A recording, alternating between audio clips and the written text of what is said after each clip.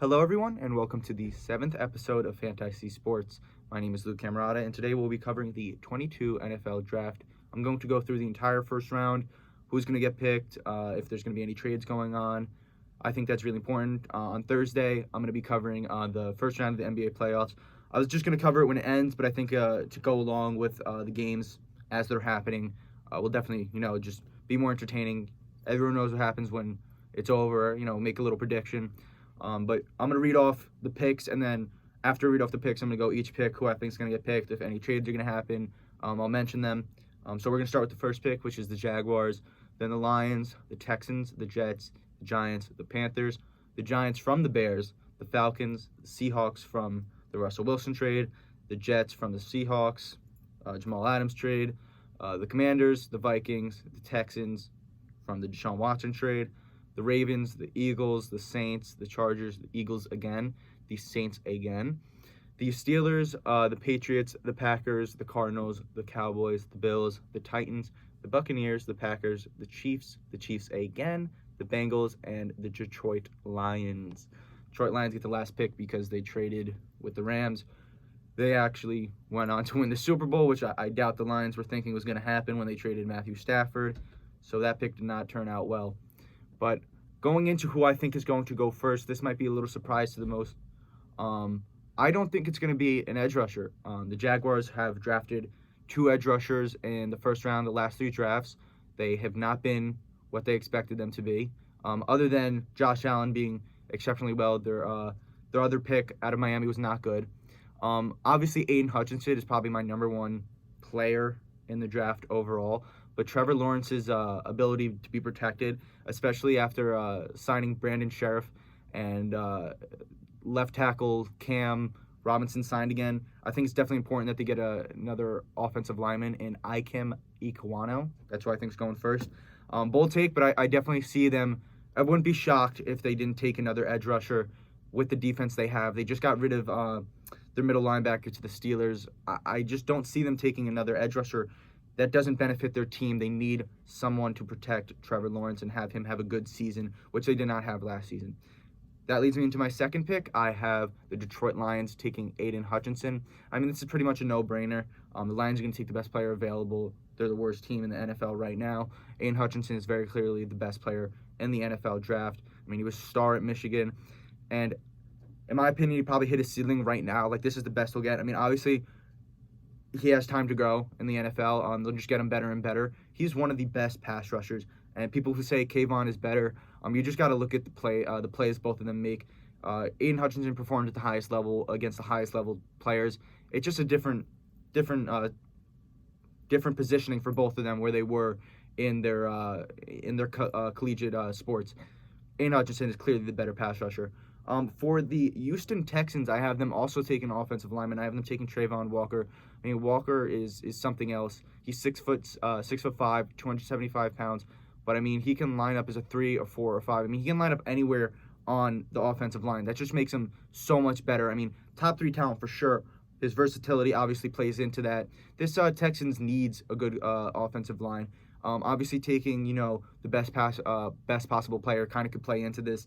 Aiden Hutchinson again, Kayvon, they could just take another edge rusher. That'd be really good. But I feel like for this team in general, especially nowadays, you see how important the offensive line is. And I think teams are starting to realize that more and more as football develops. They just need offensive linemen. They're super, super important. So I see them taking Trayvon Walker with the 3rd pick. Now with the 4th pick, obviously, Kayvon is still on the board. Jets can't pass up an edge rusher like that. I mean, he's game-changing talent. I mean, he's been all over the board in mock drafts. You just see him going top 5, top 3, number 1 overall pick. You don't know where he's going to go. I think he's going 4th to the Jets just because of what I've said. Offensive linemen are important. I mean, he obviously would help the Jets edge rushers who they desperately need. They do not have a single good edge rusher as of right now. Kayvon could definitely fill that hole on their team. That's who they're taking with the 4th pick. Now, with the 5th pick, I mean, this is also a no-brainer. The Giants have the pick. Who do they need? They don't need a quarterback. I mean, they do. Daniel Jones sucks. Sorry, Nen. But they need an offensive lineman to protect Daniel Jones. They're in a rebuild right now. Getting a player to protect a quarterback who has been under so much pressure and so much scrutiny early part of his career. If you get more people to protect him, more time in the pocket, he develops as a passer. maybe the Giants get a little bit better. I have the Giants taking Evan Neal with the 5th pick in the draft. In the 6th pick of the draft, I have the Carolina Panthers taking Charles Cross, another offensive lineman. I'm very heavy on the offensive line taking in the first round. There's just so many good ones, and I feel like, as I said, offensive line are super important nowadays in the NFL. You see a team like Joe Burrow. Who's to say that they won the Super Bowl with a better offensive line? It's all up to debate what you think is more important, defense or offense. Obviously, defense wins championships, but would you rather have a key defensive piece or a key offensive lineman? It really goes both ways. You could say either or, but I definitely think offensive linemen are more important. I mean, Charles Cross is easily the easiest pick. Sorry, I was reading my notes. It would be easy for them to say they would pick a quarterback, Malik Willis. I just don't see them going down that alley. I see them waiting maybe next year.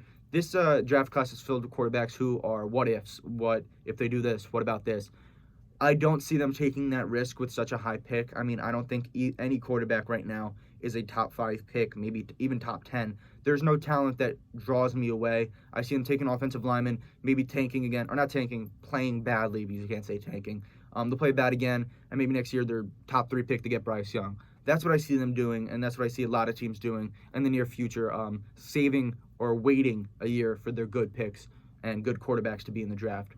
With the 7th pick, the Giants are up again. I've been taking Ahmad Gardner, Sauce Gardner, the cornerback. He's by far the best cornerback and maybe by far the best defensive talent in the entire NFL draft. He's just such an electric talent. I mean, he didn't let up a single pass touchdown in all of college. I mean, he's a physical corner who can literally run with any wide receiver. He didn't give up a single touchdown, as I had said. In 21, he was as close to shutdown as you're going to see. The Giants have James Bradbury and Adoree Jackson as their top corners, but there's not much experience behind them. I see them taking another cornerback in the draft at the 7th pick after taking an offensive lineman at their 1st pick. This could also go both ways, but saying they could take a wide receiver. I don't see them taking a wide receiver. They have Sterling Sharp. They got rid of Evan Ingram, which maybe opens up a hole for like another pass catcher. I know Evan Ingram was not good, but you never know. They could be lacking that like threat, so to speak, on offense because Kenny Golladay had a down season last year, and Sterling Shepard is not, one of the top receivers in the league. He's definitely good though, good slot wide receiver. With the 8th pick, I have the Falcons taking Garrett Wilson, the wide receiver. They just lost Russell Gage Jr. to the Buccaneers. Calvin Ridley suspended. They lost Julio Jones. They pretty much don't have a wide receiver right now, and they just signed Marcus Mariota. I see them not taking a quarterback for one reason specific, that being that signing. They fill a hole that they need to fill, but in a wrong way. Marcus Mariota is a good quarterback, and he's going to get the job done offensively decently. Like, he's never going to excel. I don't see him shining like he did in the one game that he filled in for Derek Carr on primetime TV. And that's why I have them taking wide receiver. I mean, them taking Malik Willis or any of the other quarterbacks just doesn't fit right with me when you have not a single wide receiver on your team. And the Kyle Pitts pick, it goes back to what me and Nen spoke about on our last podcast. That's kind of a pick that you need to build on. You need Kyle Pitts to develop. So you want to take another wide receiver, another weapon, have Marcus Mariota develop them. And, that's why I have them taking Garrett Wilson in the 1st round and with their 1st pick. Now, this is a pick that I don't particularly love, the Seahawks pick. This is a hard pick for them because they're in this weird rebuilding phase. They have Drew Lock. What if Drew Lock's good? What if all of a sudden he becomes some crazy quarterback on the Seahawks? But they also have Tyler Lockett and DK Metcalf, so they don't need a wide receiver. And they also have a semi-decent O-line, so all the O-line picks are going to go early. Who do they have to get now? They have a really bad pick. So do they take a quarterback? That's who I have them taking. I have them taking Malik Willis. I mean, I got to be honest. I've been very upfront about Willis. I don't think he's a great quarterback. I don't think he's a great prospect in what I've said to my friends. He had a great week at Senior Bowl, and he then interviewed well with Indy. But he's built like Russell Wilson and obviously in a much rawer form. It appears Drew Lock is a starter for now, which means Willis can learn by watching whatever he can learn from Drew Lock. But he has the physical tools to be the best passer in this class. He just needs the experience in the NFL, which is definitely attainable through a good program that had a good quarterback for 9 years. I would be shocked if Pete Carroll couldn't develop him. So I see them taking Malik Willis with the 9th pick. With the 10th pick, I see the Jets taking Drake London, another wide receiver. They just got a good wide receiver last year. They have Zach Wilson. They need talent on that team. They need to make Zach Wilson feel comfortable on offense. They already took an offensive line, like I said earlier in the draft. I don't see them having to take another offensive line or another defensive player. Their defense is decent enough. They need to build around Zach Wilson now. And them taking a wide receiver, Drake London out of USC. I mean, he's 6'5". He's a high point catch machine. He's just going to be a good wide receiver, a safe wide receiver for Zach Wilson to target. Now, with the Washington Commanders, this is another hard team. There's a lot of teams in this draft that are in bad positions. And not bad positions because, like, they're a bad team, but because it's like, what do you do? You know, do they need a quarterback? Do they need what do they need is really the question. Obviously, they're not a win-now team. I feel like they're trying to be a win-now team, but Carson Wentz isn't going to get you in that position that you need for a win-now team. So this is where it kind of gets hard. I have them taking a cornerback to upgrade their defense. They lost an offensive lineman, and obviously they have Terry McLaurin, and they have Carson Wentz. So they can't take a quarterback or a wide receiver, in my opinion. I'd be shocked if they did. So I have them taking a defensive piece. Derek Stingley Jr. is a really, really good cornerback. Honestly, he could be right up there with Sauce Gardner. He's probably not on the level Sauce Gardner is, but he's still very, very good.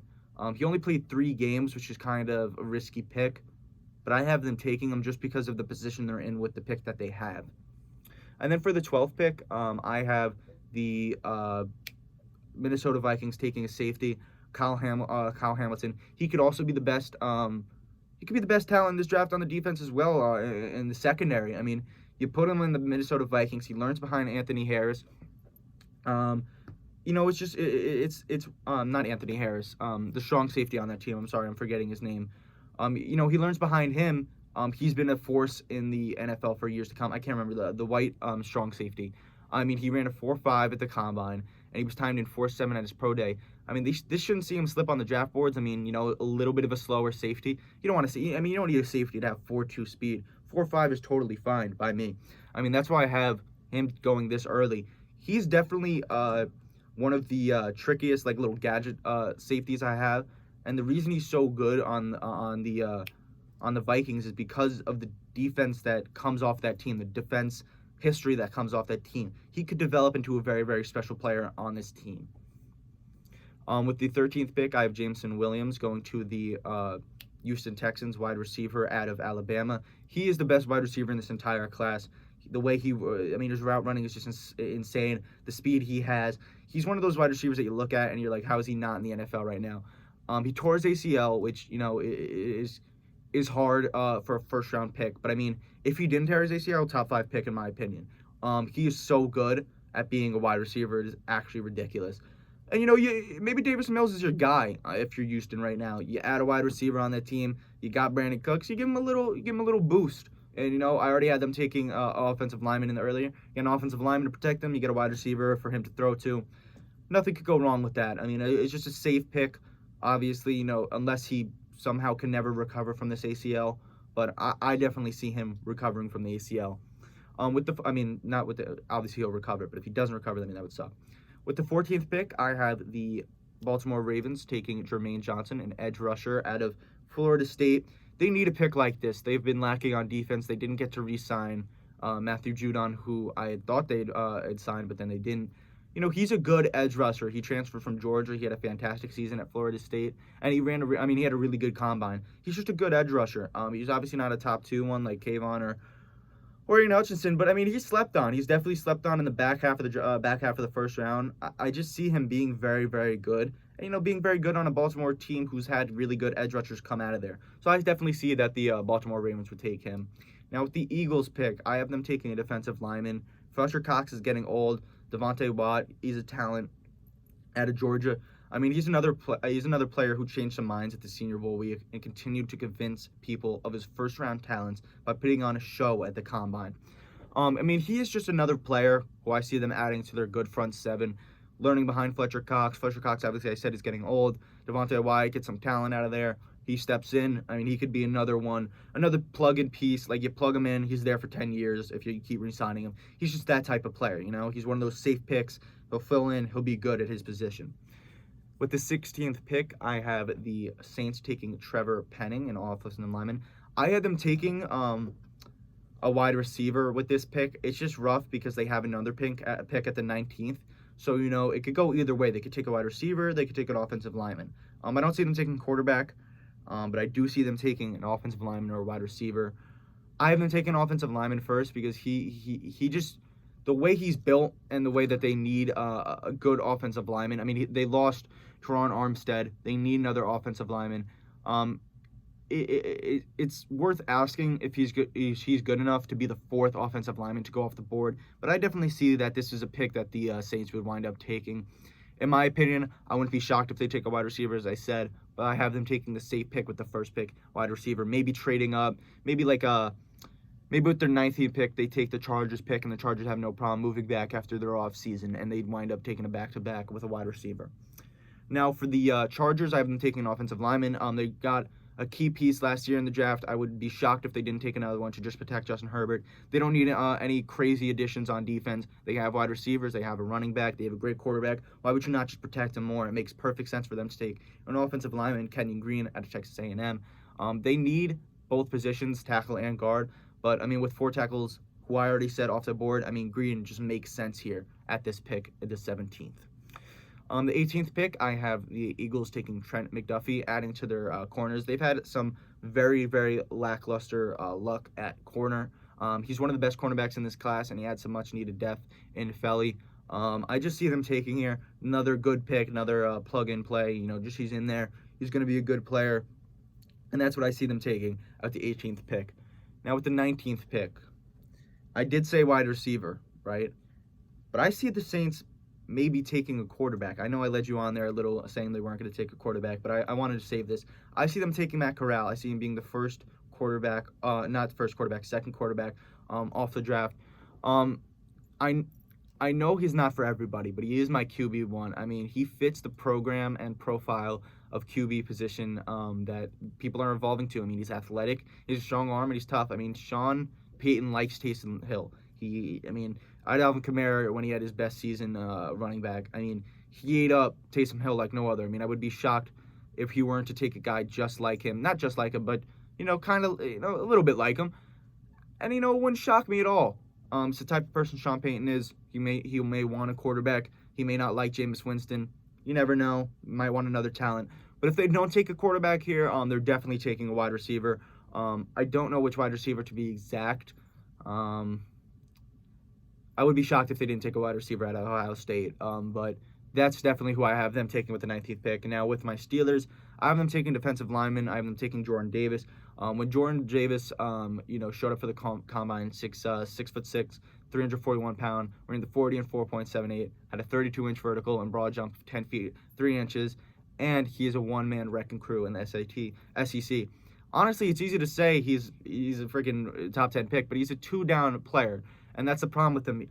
The biggest question is if he can keep his weight down, which directly correlates to his stamina and his ability to stay on the field. That's why I have him dropping so late. People were blown away by his performance at the combine, but the thing is, he's still a big player. It's hard for him to stay on the field. You need to rotate players in and out. He's going to be one of those players who gets really, really tired. Can he last the whole game in an NFL scenario? Who knows? With the 21st pick, I have the Patriots taking Andrew Booth Jr., a cornerback. He had a strong 21 season for Clemson. He's only going to get better with experience. They lost J.C. Jackson to the Chargers, and they'll need to upgrade their secondary this offseason, something they did not do in free agency. That's why I have them taking Andrew Booth Jr. out of Clemson. Now I finally have the Green Bay Packers taking a wide receiver. I have them taking Treylon Burks out of Arkansas. He's a contested and high point catch machine. Don't be fooled by his 4.55 running time at the combine. He outran defensive backs to his way in the end zone all the time. That will not change in the NFL. I know they need a wide receiver right now. They lost Devontae Adams. They lost Marquez Valdez-Scantling. They need a wide receiver, and I have them taking Treylon Burks. I'd be shocked if they were to mess up this pick. No cursing. Mess up this pick. He's just too good of a talent, and they need a player to fill that position. So I have them taking Treylon Burks at 22. At 23, I have the Arizona Cardinals taking Boy Mafe out of Minnesota, defensive lineman. He had 7 sacks, 9 hits, and 26 hurries in 21. He's a mix of speed, bend, and power that will be overwhelming for offensive tackles. He's a good player. The Cardinals, they had a very interesting free agents, not offense, free agency to say the least. They didn't make a lot of moves. They lost Chase Edmonds. I'd be shocked if they were to not pick a defensive player at this point. They lost Christian Kirk as well. Maybe they take a wide receiver and shock everyone, just to make Kyler Murray happy after the contract. But I would be really, really surprised if they were not to take a defensive piece right here. They need a better defense. J.J. Watt is not good. He's old. They need another. Chandler Jones obviously left as well. They need a defensive player, and I have them taking defensive lineman Boy Mafe. Now the Cowboys. The Cowboys are going to mess up this pick no matter what. The Cowboys suck. Zion Johnson out of Boston College, offensive lineman. They need an offensive lineman. They lost so many players this free agency. They lost offensive linemen to the Bengals. They lost Amari Cooper to the Browns. They're just, falling apart, so to speak. A really poor team, embarrassing team. No one likes the Cowboys, and if you do like the Cowboys, your name is Alex Asante. I haven't taken offensive lineman and filled up that position. Hopefully carry Zeke's, broken leg or whatever the hell it is, up to another 100 rushing yard season. I have the Bills taking Devin Lloyd at the 25th pick. It just fills a defensive piece. They don't need an offensive piece. Their offensive line is pretty good. I mean, they could take the next pick who I have, which is the Tennessee Titans taking Tyler Smith. They could take an offensive lineman, but they could also take this linebacker, make another defensive piece really good on their team. They have Josh Allen. They have great wide receivers. They have a decent running back. They could actually take a running back. I never thought of that. They could take a running back with this pick after their running back is decent. Singletary is all right. Or maybe they make a crazy draft day trade for a running back. Who knows? I have them taking Devin Lloyd though. I mean, we have the Bills the thing about their team is they're very, very complete right now without a running back. And it's hard for them to make a jaw-dropping pick here, especially towards the back half of the first round. So I have them taking something safe. I mean, obviously, I had them taking someone in the secondary, but it's just hard to pass on this dude's talent. He's such a good linebacker, and every linebacker not named Matt Milano has 1 year left on their contracts, so it just makes sense for them to take one here. And then my next pick was Tyler Smith, offensive lineman for the Tennessee Titans. I like his upside. NFL players, teams are going to like his upside, so I have them taking him. With the 27th pick, I have Nakobe Dean to the Tampa Bay Buccaneers. With the 28th pick, I have the Green Bay Packers taking another wide receiver, Chris Olave, Ohio State. I have them taking the other wide receiver first just because I think he's a little better. But Chris Olave is probably the best route-running wide receiver in this draft. They need to fill that position for Aaron Rodgers. 2 good rookie wide receivers make Aaron Rodgers happy. They're low-paying. They're going to need some players like that, and that's why I have them taking another wide receiver. Now you have the Chiefs. I have the Chiefs. They have a back-to-back here. I'd be shocked if they didn't trade one of the 2 picks. I have them taking 2 defensive players, George Karlaftis and Kyler Gordon, a defensive back and an edge rusher. I'd be shocked if they didn't go heavy defense here. Their offense is already good enough. Or maybe somehow a wide receiver drops them and they fill that hole. Obviously got Juju and Marquez, but I mean, a wide receiver would not shock me. And then for the Bengals, I have them taking Tyler Linderbaum, offensive lineman. I mean, if he's still on the board here, the Bengals are going to be ecstatic. He's probably one of the best offensive linemen, even at center, and he certainly probably should go higher and probably will. But, I mean, if he's still there, I have them taking him. Now, with the last pick in the draft, I have the Detroit Lions taking Kenny Pickett. They need a quarterback. Jared Goff is very clearly not going to be that guy. He made the right decision, Kenny Pickett, to return for the 21 season, and in the process, he worked himself into the first-round conversation. And I think this is where he gets selected because depending on who you talk to, I mean, he could be anywhere from the top 10 to the bottom of the second round, especially after his hand size came out. But I have them taking him. It's a safe pick. Even if he's bad, they have a deep round pick, 32 at round 1. Why would you not just take a shot on a quarterback, to replace Jared Goff? And that's all I have for the first round in the NFL draft. I would love to hear what you guys think if I had some really bad misses. I don't think I did. But if you do have anything to say, please leave it in the comments. I appreciate you guys watching. Tune in on Thursday when I have a guest to talk about the NBA playoffs. I appreciate it so much.